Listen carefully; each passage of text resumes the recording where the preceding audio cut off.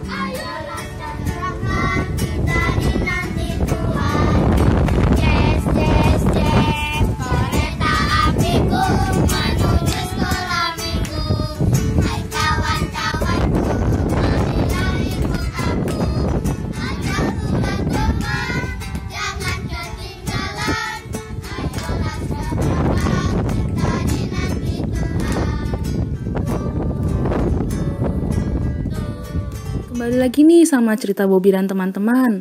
Minggu lalu kita mendengar cerita mereka mengajak Rara untuk pergi ke gereja. Yuk sekarang kita cari tahu bagaimana cerita selanjutnya.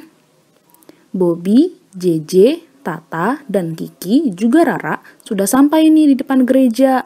Bobby sangat senang karena ia punya teman sekolah minggu baru. Karena Rara baru pertama kali datang ke gereja, JJ menuntun Rara untuk masuk ke ruang sekolah minggu. Ketika sedang kelas, Rara sangat bingung harus berbuat apa. Tata memberitahu Rara untuk harus mendengarkan guru sekolah minggu yang sedang mengajar firman Tuhan. Kiki juga mengajar Rara bagaimana cara membuka Alkitab dengan benar. Rara begitu sangat senang karena ia mempunyai teman-teman yang mau membimbing dia saat dia pertama kali datang ke gereja. Kini saatnya kita mendengarkan firman Tuhan dari Kisah Para Rasul 6 ayat 5 dilanjutkan dengan pasal 8 ayat 26 sampai 40 dan pasal 21 ayat 8 sampai 9. Ayo, kita siapkan Alkitab kita untuk mendengarkan firman Tuhan. Mari kita simak. Dalam gereja mula-mula, karena semakin banyak jemaat yang hadir dan begitu banyak acara, khususnya mengenai pelayanan sosial, maka gereja memilih 7 orang diaken, diantaranya Stefanus, Filipus, Prokhorus, Nikanor, Timan, Parmenas, dan Nikolaus. Apa ya diaken? Dan bagaimana ya? Kok bisa dipilih? Ya, diaken itu adalah pemberita Injil. Jadi, bukan pendeta saja. Dibantu oleh diaken yang memberitakan Injil. Untuk menjadi diaken, ya, pasti ada syaratnya. Tidak sembarangan. Seorang diaken harus mempunyai hati yang baik, penuh roh, ada hikmat, mampu berpikir, dan bertindak secara bijak. Itu baru dipilih jadi diaken. Sekarang Kita lihat ya. Salah satu diaken yang sudah dipilih oleh gereja. Namanya Bapak Filipus. Bagaimana dia dapat membimbing agar orang dapat mengerti firman Tuhan? Satu kali Bapak Filipus sedang berjalan. Lalu di tengah jalan dia berjumpa dengan Sida-Sida di Ethiopia. Dalam perjalanannya pulang dari beribadah di Yerusalem. Perjalanan dari Yerusalem ke tempat Sida-Sida pulang ke Gaza itu menempuh kira-kira 1.500 kilometer. Satu perjalanan. Wah, jauh sekali. Tapi Sida-Sida itu tidak mengeluh karena jauh perjalanannya untuk dapat beribadah. Dalam perjalanan, Sida-Sida membacakan kitab Nabi Yesaya di keretanya. Lalu Paulus yang sedang berjalan di situ mendengar, oh, Sida-Sida lagi membacakan kitab Nabi Yesaya. Sida-Sida itu apa sih ya? Dan apa sih pekerjaannya? Sida-Sida itu adalah seorang pejabat, pembesar yang bekerja di istana. Dan dia sebagai kepala perbendaharaan Sri Kandake, Ratu Negeri Ethiopia. Jadi pekerjaannya dihormati. Sayangnya Sida-Sida itu tidak boleh masuk ke bait suci karena tidak layak. Bapak Filipus bertanya. Selagi Sida-Sida itu membaca kitab Nabi Yesaya, Filipus bertanya, apakah kamu mengerti apa yang kamu baca, Sida-Sida? Lalu Sida-Sida menjawab, bagaimana aku dapat mengerti kalau tidak ada yang membimbing aku, Bapak Filipus? Silakan duduk di kereta saya dan bantu jelaskan firman Tuhan ini yang saya baca.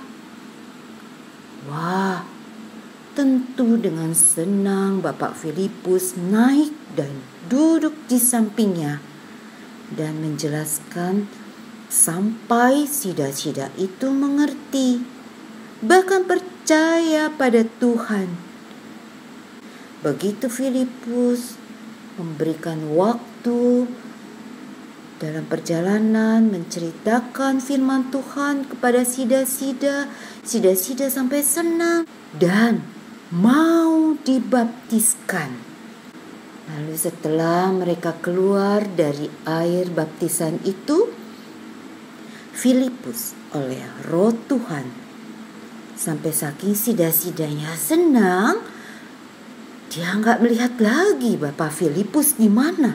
Ternyata Bapak Filipus oleh Roh Tuhan dibawa untuk pergi ke Asdod sampai ke Kaisarea. Untuk apa? Memberitakan, melanjutkan pemberitaan Injil. Karena dia seorang diaken, membantu memberitakan Injil. Wah, itulah pekerjaan Filipus yang dipercaya sebagai diaken. Sampai Filipus mempunyai 4 anak darah yang beroleh karunia untuk bernubuat dan memberitakan firman. Sida-Sida itu juga memberitakan firman lagi setelah mendapatkan firman, pemberitaan firman dari Filipus. Nah, bagaimana dengan kita? Ayo adik-adik, kita juga bisa membimbing teman kita untuk dapat mengerti firman Tuhan. Bagaimana caranya? Kita ajak ngobrol seperti Bapak Filipus. Kita ajak mengerti firman Tuhan. Tapi sebelumnya kita juga harus belajar firman Tuhan. Siap ya adik-adik untuk membimbing teman kalian yang mana Mereka tidak mengerti akan firman Tuhan. Saatnya kita sebagai Bapak Filipus. Bagaimana? Inilah firman Tuhan. Nah, adik-adik, sekarang kita lihat lembar kerja, ada tugas nih. Yang pertama ada mari menulis. Sebagai anak Tuhan, kalian tentunya pernah bersaksi tentang kebaikan Tuhan kepada teman atau saudara. Sebutkan 4 contoh kesaksian yang pernah kamu alami dan disampaikan pada kolom ini ya. Yang kedua, ada ceritakanlah. Coba ceritakan dengan singkat pengalaman yang pernah adik-adik lakukan saat membimbing teman di sekolah atau di lingkungan rumahmu. Dan jangan lupa dikerjakan bersama orang tua ya. Dan yang terakhir kita lihat di lembar paling belakang ada gambar lah. Ada beberapa hal dalam hidup Filipus yang dapat menjadi contoh bagi kita. Berilah muka senyum untuk kalimat yang menunjukkan Filipus dapat menjadi contoh bagi kita dan tanda cemberut pada kalimat yang tidak menjadi teladan. Anak-anak, saatnya kita menghafal ayat hafalan. Kita belajar dengan gambar dan kata-kata. Kita lihat ya. Diambil dari Matius 10 ayat 7. Pergilah dan beritakanlah kerajaan sorga sudah dekat. Udah ya ayat hafalannya? Kita ulang lagi bersama gambar dan kata-kata. Selanjutnya gambarnya saja dan adik-adik bisa bicara dengan kata-katanya sehingga kita dapat menghafal. Kita ulang lagi. Pergilah dan beritakanlah kerajaan sorga sudah dekat. Matius 10 ayat 7. Coba ya, kita lihat gambarnya, adik-adik bisa bicarakan dengan kata-katanya.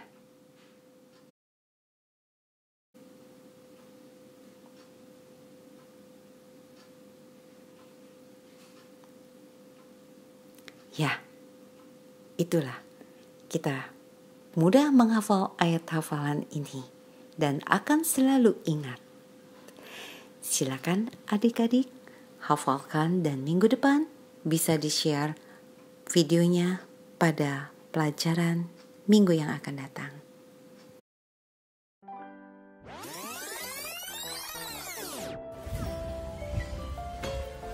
Tetapi Barnabas menerima dia dan membawanya kepada rasul-rasul dan menceritakan kepada mereka bagaimana Saulus melihat Tuhan. Kisah Para Rasul 9 ayat 27. Tetapi Barnabas menerima dia dan membawanya kepada rasul-rasul dan menceritakan kepada mereka bagaimana Saulus melihat Tuhan. Kisah Para Rasul 9 ayat 27a.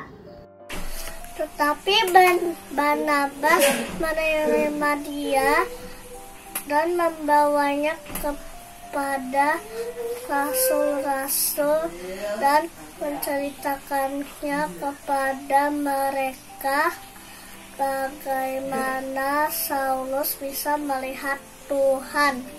Kisah Para Rasul 9 ayat 27a. Tapi Barnabas menerima dia dan membawanya kepada rasul-rasul dan menceritakan kepada mereka bagaimana Saulus melihat Tuhan.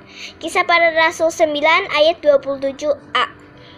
Tapi Barnabas menerima dia dan membawanya kepada rasul-rasul dan menceritakan kepada mereka bagaimana Saulus melihat Tuhan. Kisah Para Rasul 9 ayat 27.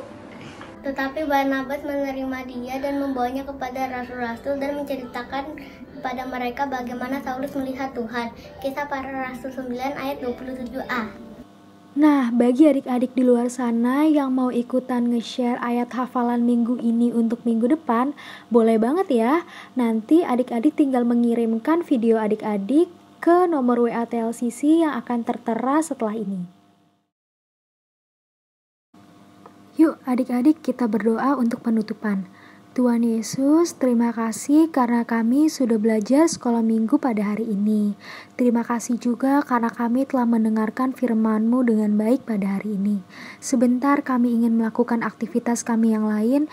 Tuhan tolong berkati kami agar kami dapat melakukan aktivitas kami dengan baik. Berkati juga guru-guru sekolah minggu kami ya Tuhan. Dalam nama Tuhan Yesus kami sudah berdoa. Haleluya. Amin. Nah, sekolah minggu kita pada hari ini udah selesai ya adik-adik. Sampai ketemu minggu depan. Happy Sunday. God bless you.